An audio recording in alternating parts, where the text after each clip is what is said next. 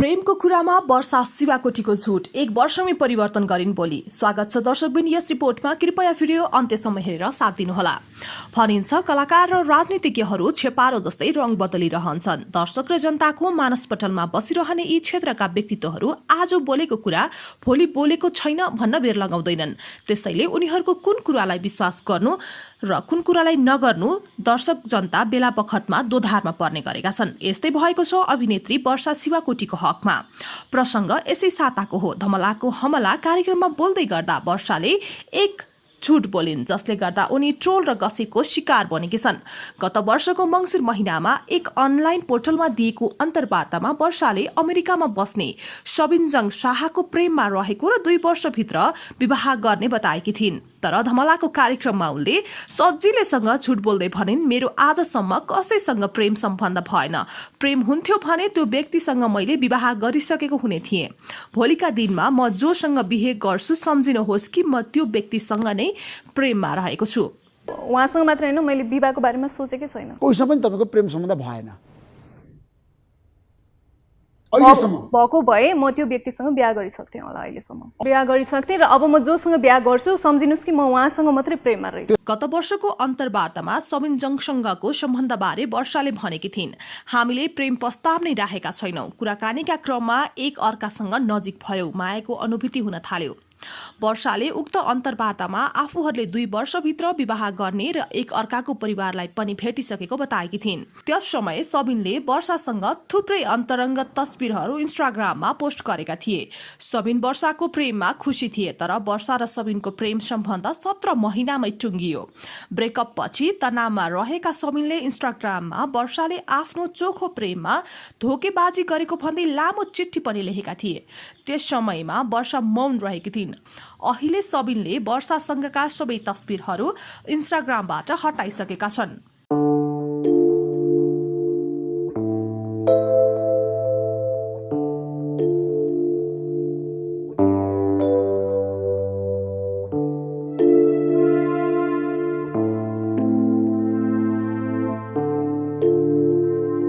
पछिल्लो समय वर्षाको नाम कलाकार राज कटुवालसँग जोडिएको छ। यी दुईले अहिले गुपचुपमा डेट गरिरहेको चर्चा छ। तर वर्षा राज आफ्नो मिल्ने साथी मात्र भएको बताउँछिन्। त्यस्तै निर्देशक मिलन चामसँग प्रेम सम्बन्धमा रहेको भन्ने चर्चालाई वर्षाले ठाडै अस्वीकार गरेकी छन्। सँगै काम गर्दा मिलनसँग नाम मात्र जोडिएको हो उनले स्पष्ट पारेकी छन्। पब्लिक फिगर भएर पनि मिडियामा प्रत्येक पटक बोली परिवर्तन गरिरहने कलाकारलाई के सुझाव दिन चाहनुहुन्छ? कृपया कमेन्ट गर्न नबिर्सनुहोला। सबस्त एन्टरटेनमेन्ट। बेला हामीसँग 2 मिल्ने साथीहरू हुनुहुन्छ, नायिका द्वय पूजा शर्मा र वर्षा शिवाकोटी। यहाँहरू दुवैजनालाई सम्पूर्ण वर्षा शर्मा, पूजा शिवाकोटी। पूजा शिवाकोटी र वर्षा शर्मा स्वागत छ तपाईहरुलाई। र आज तपाईहरु कमेडी च्याम्पियन सिजन 2 को पाहुना बन्नुभयो। कतिको हाँस्नु भयो? एकदमै हाँस्यो, अति रमाइलो भयो। तर अनि त्यसको त्यो के भन्छ एकदम हँसाउने माहौल चाहिँ यहाँ पनि इन्फ्लुएन्स होला है। यो पछि हामी के बोल्छौँ यसमा एकदम त्यो सबै इन्फ्लुएन्स्ड भएर आएको हुन सक्छ। ओके, र कुन चाहिँ कन्टेन्टमा चाहिँ एकदम खुलेर हाँस्नु मन लाग्यो? जब आफ्नै फिल्म इन्डस्ट्रीको बारेमा कुरा हुँदा त्यो पनि। अनि अर्को चाहिँ पहिलाको अब बाल्यकालको जुन स्टोरीहरू थियो होइन, त्यसमा चाहिँ कति धेरै कनेक्टेड भयो कि कति कुराहरू सानो डिटेलिङ्सहरू पनि फेरि रिकल मैले पनि यस्तो गरेको थिएँ, मैले पनि त्यो गरेको थिएँ भन्ने कुराहरू चाहिँ कनेक्ट भयो। अब हामी पनि लाइभ अडियन्सको रूपमा थियौँ त्यहाँनिर।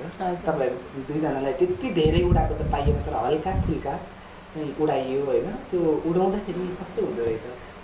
त्यो त हामी रेडी भएर आएको नि होइन, अझ हामीले धेरै एक्सपेक्ट गरेको थियौँ। त केही भएन। एक्सपेक्ट केमा थियो? किन नउडाएको? उडिन्छ भनेर उडाइन्छ भनेर धेरै एक्सपेक्ट। तर मलाई थाहा छ उहाँहरू हामीसँग डराउनु भयो। त्यो पनि हुनसक्छ। जस्तो कमेडी च्याम्पियनको गेस्ट भनेपछि अफकोर्स कमेडी भइहाल्छ, त्यसमा उडाउने काम भइहाल्छ होइन। सोचेको के थियो, पाउने के भयो तपाईँहरूले? अनि अलिकति मलाई चाहिँ जहाँ पनि कमेडी मात्र नभएर हरेक प्लेटफर्ममा चाहिँ अलिकति पर्सनल अट्याक्सहरू गरेको चाहिँ मन पर्दैन। अनि यहाँ चाहिँ अब त्यो पनि होला कि भन्ने कता कता लागिरहेको थियो होइन। त्यो चाहिँ भएन। जे जति थियो एकदमै त्यो मनमा नराख्ने चिज अनि एकदमै हामीलाई पनि हाँस उठ्ने हाम्रै कुरा तर हामीलाई हाँस उठ्ने कुराहरू त्यस्तो थियो। रमाइलो। एकै ठाउँमा चाहिँ हाँसो पनि बन्द गरेको अवस्था रहेको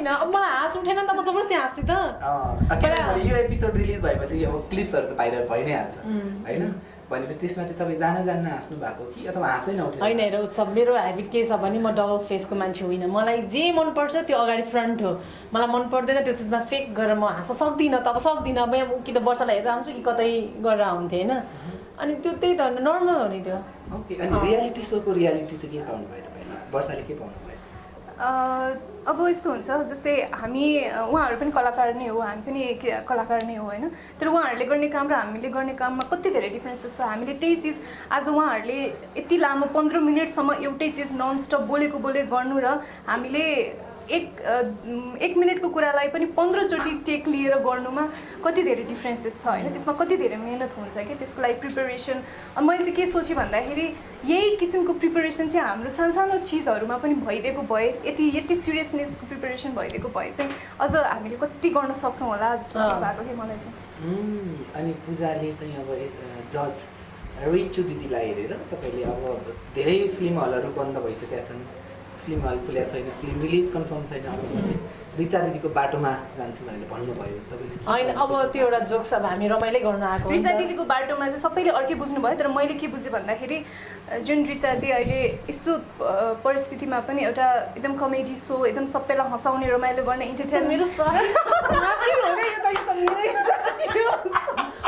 सही बुझ्छ त्यो माहौलमा पनि यस्तो मजाले काम गरेर होइन हामीलाई कतै न कतै इन्भल्भ गराइरहनु भएको छ सबै आर्टिस्टलाई होइन अब 3-4 जनामा एउटा सिङ्गल लेडी त्यहाँ बसेर जजमेन्ट गरिरहनु भएको छ कति राम्रो कुरा हो नि त त्यो वेमा जान खोज्छु भने हो कि होइन मैले मात्रै बुझेँ यो कुरा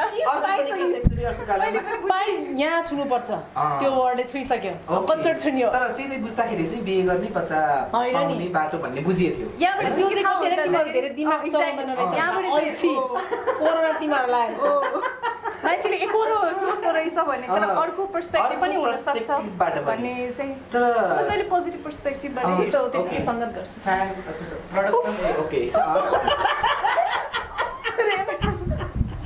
अब फेरि वर्षाले चाहिँ एकदमै तपाईँ कन्ट्रोल गर्नुभयो है आफ्नो लभलाई चाहिँ सेयर गर्नु भएन सिङ्गल भनेर ढाक्नु भयो तपाईँले छैन लभ मैले होइन खुला भने I'm in love but I'm single त्यो त अहिले पनि सिङ्गल हुनुहुन्छ यो र म लभमा छौँ अनि हामी पनि स्टिल सिङ्गल छौँ भन्न खोजेँ मैले लास्टमा पनि भनेको छु म लभमा छु भनेको म यो र हामी दुईजनाको लभ भन्ने जोसँग पनि त्यही भनेको केटा किन वाइ अलवेज बोइज हामीले लभ गर्छौँ नि त्यो मान्छे बोइज नै हो यस बोइज सरी म उत्सवलाई माया गर्छु म उत्सवको हुन चाहन्छु आज उत्सवलाई अडियन्समा राखियो म क्यामेरामा छैन क्यामेरा पछाडि अनि वर्षाको मनमा अहिले कसले राज गरिरहनु भएको छ पूजाले ओके पूजाको के कुरा मनपर्छ एकदम असाध्यै मनमा राज गर्ने मान्छेहरूको सबै कुरा मनपर्नु पऱ्यो होइन सबै कुरा मनपर्छ उसलाई मैले कति उसलाई यस्तो तरिकाले बुझ्छु मैले होइन जुन अरू जस्तै अघि पनि कुरा भयो नि त्यो तरिकाले उसलाई बुझाएको छैन क्या त्यो लेभलले मैले उसलाई बुझिरहेको छु अनि हाम्रो कुराहरू त्यो लेभलमा सेयर भइरहेको हुन्छ सो एकदमै छोटो समयमा एकदमै स्ट्रङ बन्डिङ भएको छ कि गराइदिनु भएको छ अनि जहाँसम्म लाग्छ यसले के बुझ्छ मलाई थाहा छैन ओके त्यो के भन्दै थिएँ एकदम जहिले डिस्टर्ब गर्छ प्लिज क्वेसन सोध्नुहोस् यता पनि हुन्छ के उत्सव मात्रै हो र वर्षाले त्यहाँ भन्नुभयो म एकदमै लभमा छु तपाईँ कस्तो प्रकारको लभमा हुनुहुन्छ कतिचोटि भन्ने कि त्यही होइन कस्तो प्रकारको लभ कसरी फेरि भन्दा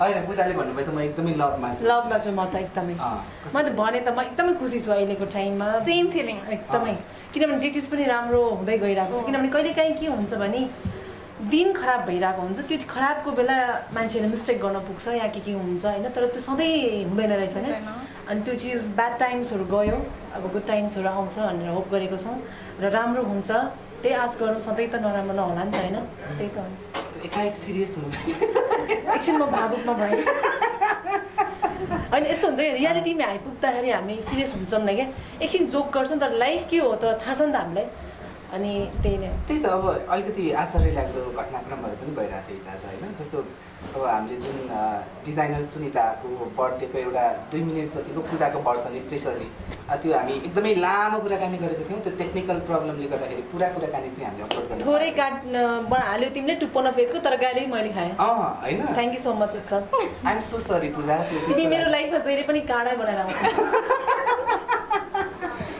तर काँडा त्यहाँ मजा आउँछ जहाँ गुलाब हुन्छ होइन। गुलाब र काँडाको जुन संयोजन त त्यो छ। त्यही त त्यसपछिको रियाक्सनहरू है। अनि फेरि सोही दिन चाहिँ तपाईँको मिल्ने साथी हो के अरे होइन अहिले त आकाश श्रेष्ठजी। मेरो त बेस्ट फ्रेन्ड नै हो। वर्षासँग चाहिँ इन्टरभ्यू आइरहेको रहेछ होइन।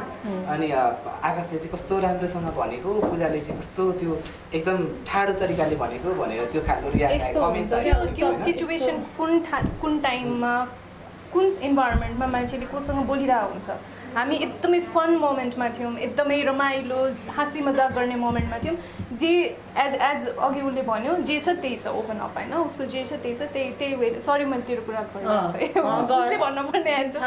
अनि त्यो अब उहाँ चाहिँ आकाश म एउटा एकदमै सिरियस एकदम हतार भइरहेको टाइममा, टाइम नभइरहेको ठाउँमा एउटा प्रोफेसनल प्लेटफर्ममा थियौँ, एकदमै सिरियस काम भइरहेको टाइममा थियौँ। अब उहाँको रेस्पोन्स त्यही अनुसारले आयो। ऊ पनि त्यो ठाउँमा भएको भए त्यस्तै हुन्थ्यो। सो त्यसरी अब मान्छेहरूले कसरी जज गर्नुहुन्छ थाहा हुँदैन, तर सबै कुरा प्रष्ट हुँदै पनि हुन्छ नि अलिकति त्यो वेले जज गर्न चाहिँ अहिले त अडियन्स यस्तोसम्म भइसक्यो, एकदम सेन्सिटिभ भइदिनु अट्याक नै गर्न थालिसक्नु भएको छ क्या। कमेन्टहरू हेर्न थाल्यो भने पनि त्यो होइन नि त, रियल लाइफ अर्कै छ क्या। मैले तपाईँहरूलाई के भन्यो भने मलाई गाली आएको छ के आउँछ, हेर्नुहोस् लाइफ तपाईँ मेरो जिउनुहोस्, मेरो लाइफमा के छ कस्तो छ त्यो मलाई थाहा हुन्छ।